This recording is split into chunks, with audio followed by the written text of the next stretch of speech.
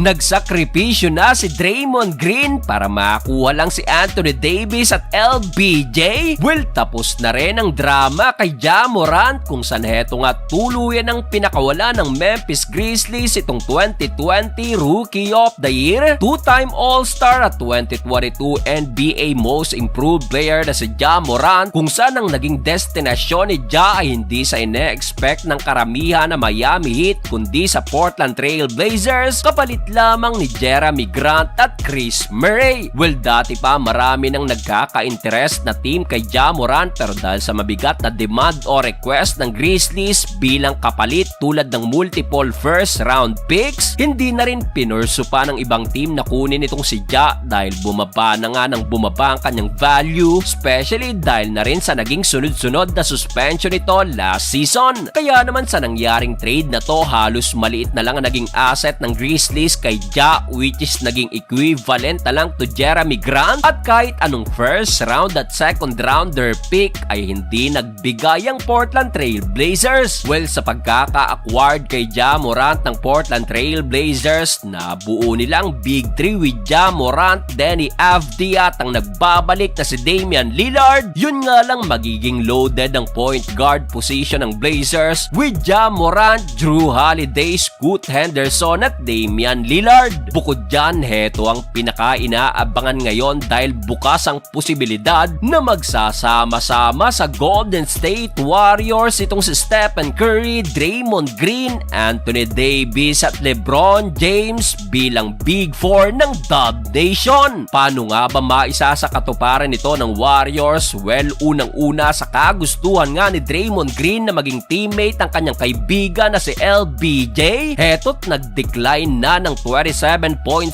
million si Dre as a player option upang maging free agent. Yan ay para magkaroon ng financial flexibility ang Golden State Warriors. Ibig sabihin, handa si Draymond Green na mag-adjust or magpababa ng contract. Nagsakripisyo na kumbaga para matuloy lang itong planong ito. Yan ang first step ng Dub Nation. Pangalawa, upang makuha ng Warriors si Anthony Davis sa Washington Wizards, kinakailangan nilang isama sa trade si Jimmy Butler at ang ilang first rounder picks, which is magiging mabigat para sa Warriors na gawin to kung gusto talaga nilang makabuo ng Big Four. Dahil sa sitwasyon ngayon, ayon sa mga report, papayag lamang si LeBron James na free agent ngayon na lumipat ng Warriors. Yan ay kung makukuha nila si Anthony Davis. Ang kaso, heto ang lumabas na latest update ngayon sa Warriors. Pinapirma ng extension contract si Kristaps Porzingis, which is big time deal pa with 2-year deal worth $40 million.